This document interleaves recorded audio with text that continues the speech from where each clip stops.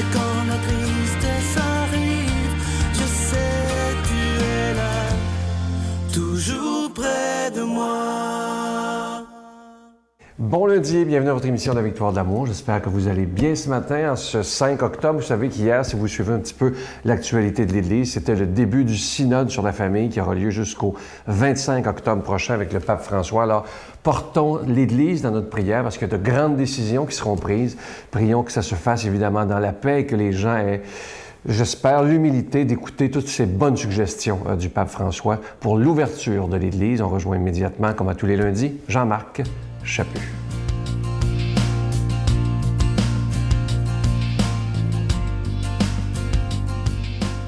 Hey, salut! Hey, l'autre fois, Rose-Marie Charret, Madame Rose-Marie Charret, qui est psychologue, qui est présidente de l'Ordre des psychologues, je pense, parlait de deux choses. L'isolement comparé à la solitude. Et ça m'a impressionné, son idée sur la solitude. Parce que des fois, on a peur d'être seul. Puis elle disait, pour être à deux, à trois, il faut avoir des moments de solitude. On ne peut pas avoir de relation si on n'est pas bien tout seul.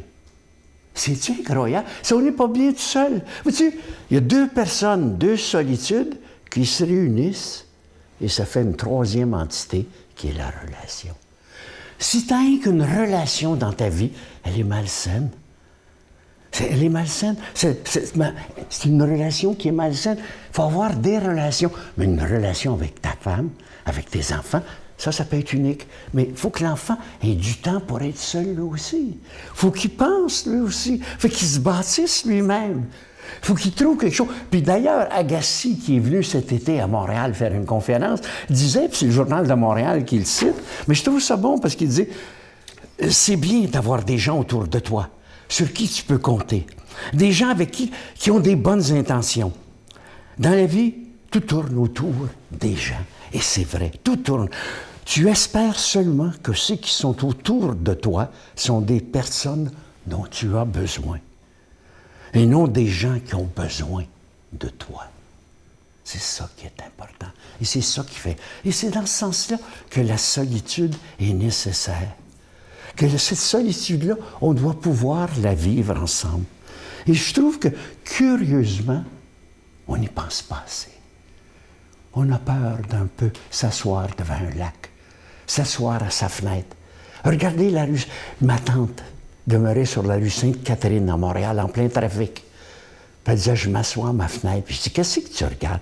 Je pense. En solitude, je pense. Et peut-être qu'on ne pense pas assez. C'est normal que tu aies des bouts où tu te berces. C'est normal que tu aies des bouts. Jésus le faisait. Il sortait des choses. Il allait à côté. Puis à côté de ça, il y avait des gens, des apôtres, des gens qui étaient autour de lui. Il vivait. Cessez de vous isoler, mais essayez de trouver la solitude. L'isolement, c'est le début de la dépression. C'est la peur de l'autre. La solitude, c'est d'être bien avec soi-même. Notre Père qui es aux cieux, que ton nom soit sanctifié, que ton règne vienne, que ta volonté soit faite sur la terre comme au ciel. Donne-nous aujourd'hui notre pain de ce jour. Pardonne-nous nos offenses comme nous pardonnons à ceux qui nous ont offensés. Ne nous laisse pas entrer en tentation, mais délivre-nous du mal, car c'est à toi qu'appartient le règne, la puissance et la gloire pour les siècles des siècles. Amen. Bonjour tout le monde, j'espère que vous allez bien. Simplement pour vous rappeler qu'à la mi-novembre, je serai parmi vous, le Braillon sera parmi vous, pour une retraite basée sur la spiritualité, basée sur la santé, basée sur l'amour. Et je vais vous expliquer, c'est sûr, je vais vous parler de santé, c'est mon domaine, mais surtout de l'importance de la prière sur le cerveau et sur le physique et sur la vie en général. C'est un rendez-vous que je vous donne, j'espère que vous serez des nôtres parce que c'est une retraite extraordinaire. La Victoire de l'amour vous invite à une retraite spirituelle à Edmundston, Nouveau-Brunswick, les 13, 14 et 15 novembre 2015 sous le thème « Dieu est miséricorde, il espère et pardonne ». venez vivre des moments de ressourcement inoubliables en compagnie de l'abbé Robert Lemire, Sœur Angèle, le docteur Gilles Lapointe, Sylvain Charon et Miguel Padilla à l'hôtel Four Points by Sheraton à Edmundston. Réservez rapidement à notre bureau au 514-523-4433 ou sans frais au 1-888-811-92-91. Venez vivre une fin de semaine exceptionnelle, remplie d'amour, de paix et de joie.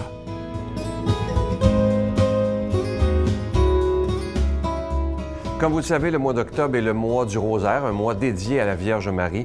Et je vous en parle depuis quelques semaines. Les derniers mois étaient assez difficiles au niveau des dons. Et on a décidé, toute l'équipe ensemble, pour le mois d'octobre, qu'il n'y aurait pas de cadeau du mois. On va vous inviter à faire un don, mais sans rien attendre en retour. Parce que je crois que le plus beau des cadeaux qu'on peut offrir, c'est d'avoir des émissions 7 jours par semaine sur l'ensemble du réseau TVA. Et ça, c'est absolument magnifique. Nous sommes évidemment une émission catholique francophone. C'est la seule 7 jours par semaine dans l'ensemble du Canada, une partie des États-Unis, Saint-Pierre-et-Miquelon et dans le monde entier grâce à Internet, évidemment. Alors moi, je vous pose la question, est-ce qu'une émission catholique, ça vaut la peine qu'on puisse la garder pour des dizaines et des dizaines d'années encore? Je vous pose la question. Et l'important, comme je vous dis souvent, c'est pas de se vider les poches. Il y a des gens qui peuvent donner $1, il y en a qui peuvent donner 5, il y en a qui peuvent donner beaucoup plus.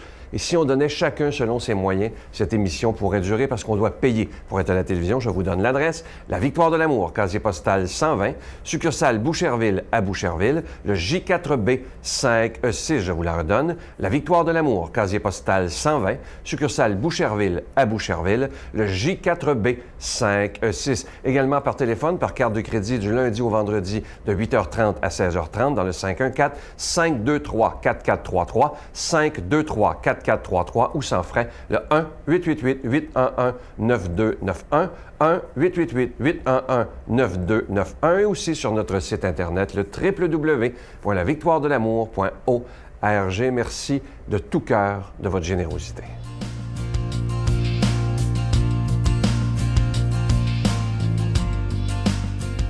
Mon Dieu, donnez-moi la sérénité d'accepter les choses que je ne peux changer, le courage de changer les choses que je peux et la sagesse d'en connaître la différence. Amen. Aujourd'hui, la parole de Dieu sera proclamée par un laïc qui est parmi nous, Luc Faneuf.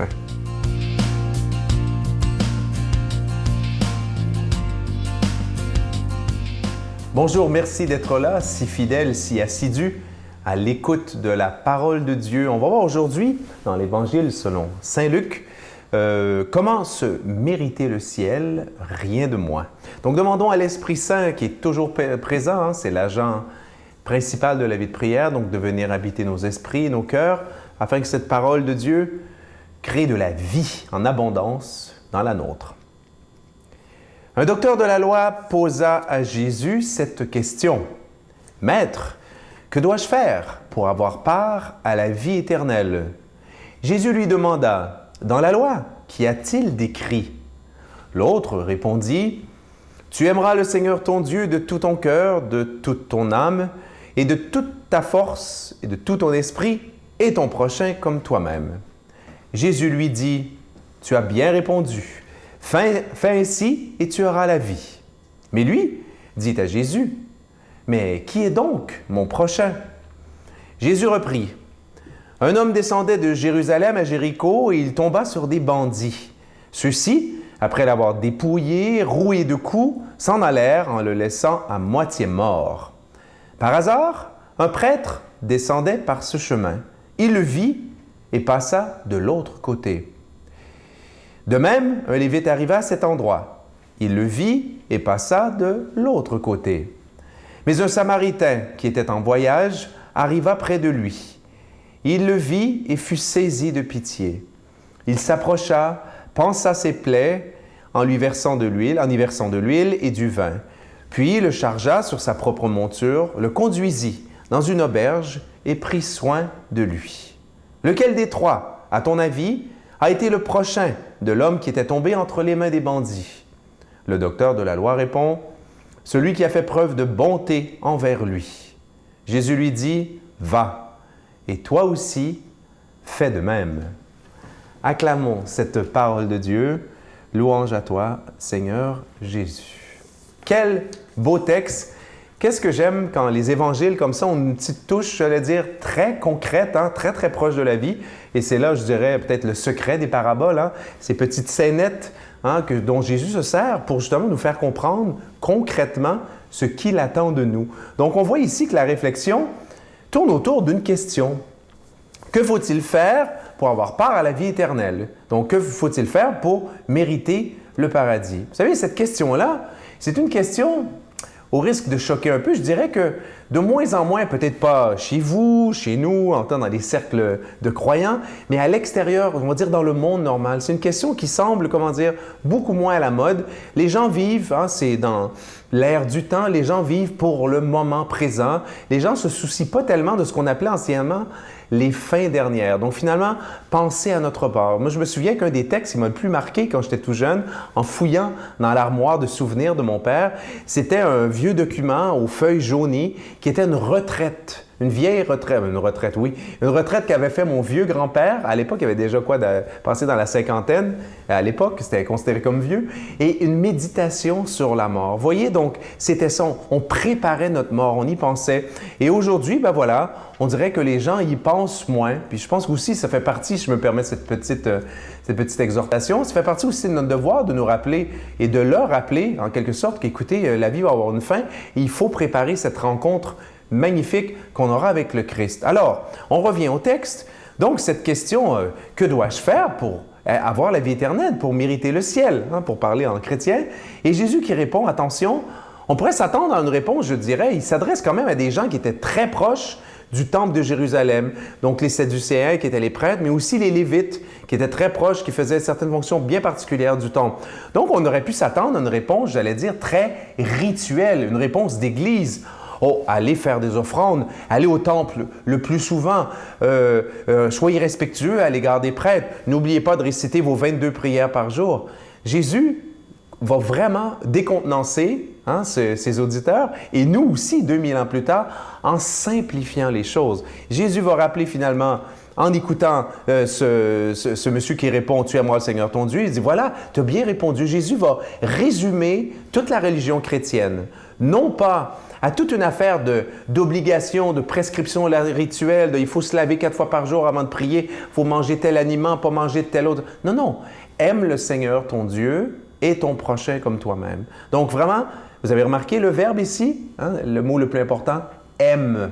Aime Dieu, aime ton prochain. Et tout le reste de la parabole n'est qu'une explication de cela, où Jésus, donne des petites gifles hein, à des gens qui se croient purs. Des gens qui se croient justes et bons, ce sont des prêtres et tout ça. Ils ne s'occupent même pas de l'homme qui a été abandonné. Celui qui va s'en occuper, c'est un Samaritain. Et un Samaritain, pour un Juif, c'est un impur. Hein? C'est un châtié de Dieu parce que les Samaritains ne priaient pas au temple de Jérusalem. Donc, vous voyez comment est-ce que Jésus, permettez-moi l'expression, est un petit rusé là-dessus. Il dit, attention, c'est pas tellement là où tu pries, tes croyances et tout ça, mais c'est ton amour pour Dieu et les autres. Demandons à Dieu de nous bénir, lui qui est Père, Fils et Saint-Esprit. Bonne journée. Je vous salue Marie, pleine de grâce. Le Seigneur est avec vous. Vous êtes bénie entre toutes les femmes, et Jésus, le fruit de vos entrailles, est béni. Sainte Marie, Mère de Dieu, priez pour nous pauvres pécheurs, maintenant et à l'heure de notre mort. Amen. Je vais prendre le temps de vous dire merci. Comme vous le savez, pour le mois d'octobre, qui est le mois du rosaire, il n'y a pas de cadeau du mois pour nous aider, évidemment, à passer à travers cette période plus difficile qu'on a eue cet été. Moi, je vous remercie de donner, même s'il n'y a pas de cadeau en retour, parce que le cadeau, c'est d'avoir une émission 7 jours par semaine. Imaginez une émission catholique depuis plus de 20 ans. À demain. Mon enfant, je te pardonne. Reviens vite auprès de moi. Reviens vite que je te donne les deux baisers d'or.